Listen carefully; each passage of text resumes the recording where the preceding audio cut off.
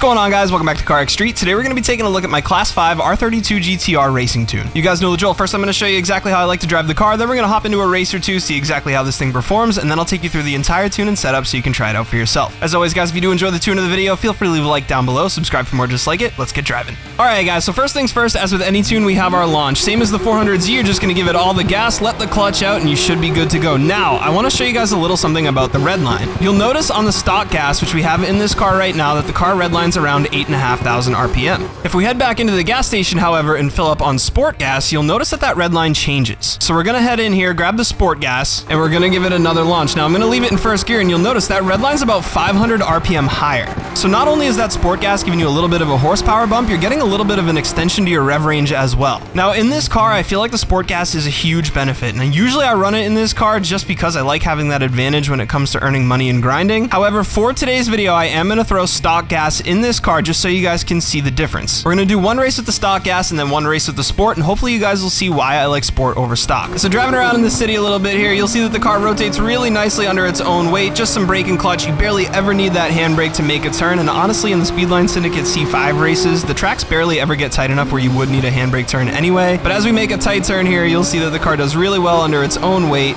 rotates really nicely, and it's still all-wheel drive, so you won't really need to worry about spinning out. Now the handling's definitely the upside of this car, however there is a downside. The downside for this car is once again going to be the top speed. So we're going to hit the highway here so I can show you guys exactly what we're working with. Now there is a little bit of a strategy to driving this thing at high speeds.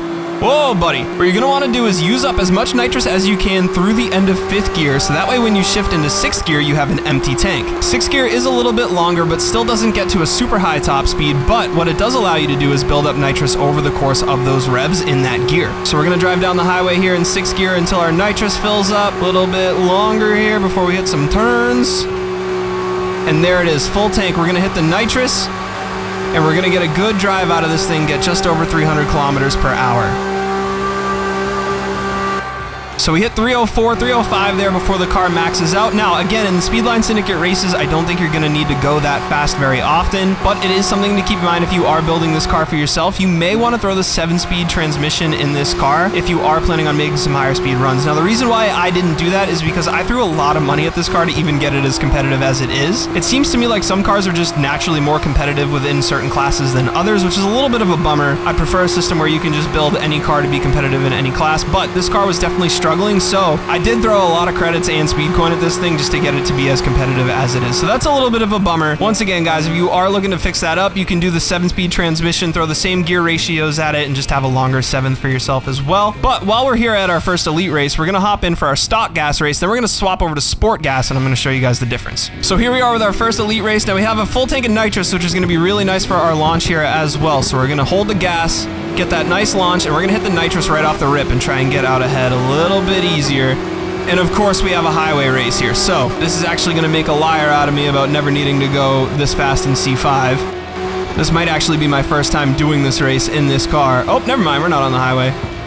I was gonna say, I didn't remember a high speed. I know I've done all the C5 races in this car and won with them, but I thought we were gonna end up going up the highway there. Maybe it was a new one or something, which again, I know I said it in our last video, but I'd love to see some new elite race layouts. I know they're just kind of replays of the club progression races, but it would be super nice to have something new here. Stay nice and controlled here on our stock gas setup, and as you guys can see, it's still nice and competitive here with that stock gas.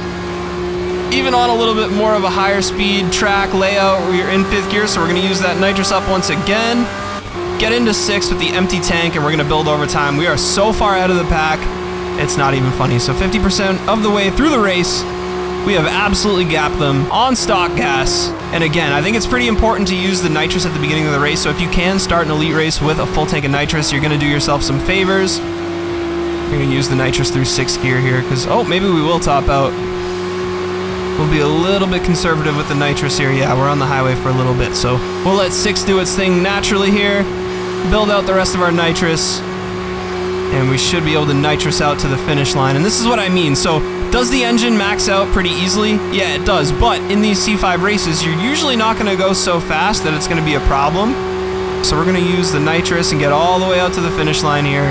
So even if this was a close race, right, we would be using the nitrous and probably gapping the car that we're running. So there it is, first race, stock gas. What we're gonna do is we're gonna let the cool down timer go all the way through, and then we're gonna hop out into some sport gas, and you guys will see the difference. This thing's gonna absolutely rip. All right, guys, so here we are with our second elite race. We swapped over to the sport gas, and we're ready to go. Now, we actually get to put my theories to the test here as far as high-speed driving, because we have a full-out highway run here. I looked at the layout before we got in here, and we're gonna definitely have to put our tactics to use here with using our nitrous correctly. Now, you guys will see with the race gas, it's not even close. We're absolutely walking this guy, but we're gonna top out pretty easily here. So we're gonna get to that 9K RPM cap pretty easily. Oh no. But we are still pulling nicely. We're actually still putting length on the car behind us. So, is it ideal to be topping out? No. Is it a problem in the C5 Elite races, at least on the race gas? Absolutely not. So now we have a full nitrous tank again, and we're just gonna absolutely gap this guy. And so, you know, obviously if we were online racing, this would be less than ideal, but as far as winning these C5 races, this thing is just, it can redline all at once. It's gonna be totally fine. There's that oversteer. Actually really helps get through there quickly if you know how to control it. Back on the gas. We're gonna use all of our nitrous through 5th gear, swap into 6th, get it building again here nicely.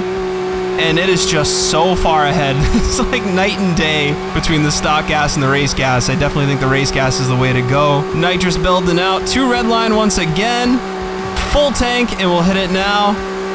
And it should get us to the finish line pretty handily here. Might actually cap out one more time, and it is. But once again, we're so far ahead, it's a non-issue. So would it be nice to have that 7th gear in here? Absolutely. We'd be able to pull even harder, but obviously the car, especially with the race gas, can win races, but even on the stock gas, it'll do it too. So last but not least here, guys, we do have the tune-in setup. Now, once again, I do have to admit, we spent a lot more on this car than I would have liked, but it's still super fun, and it's my C5 race car. I love driving this thing. So first and foremost, we did swap the engine over to the RB26. For engine parts, we have the Ultimate ECU with the Elite Big Turbo Kit. Then our camshafts, intake, fuel system, cylinder head, engine block, exhaust manifold, and exhaust are all racing. For our engine tune here, guys, everything is maxed out as far as we can go. Up next, we're gonna have our transmission. Once again here, guys, we did end up swapping the transmission. We have the T60 with the 6 gears. However, if you do want that 7-speed, you're gonna wanna go for the T70. The reason I went for the T60 is because I believe it was somewhere around 30 speed coin, whereas that T70 is gonna cost 55. For upgrades, we have Ultimate Everything, and we left that all-wheel drive drivetrain. And for our tune here, we have gear shifting speed all the way down, acceleration lock bottomed out, coast lock at 0.3, and preload at 65. Final drive is gonna be bumped up to 4.55,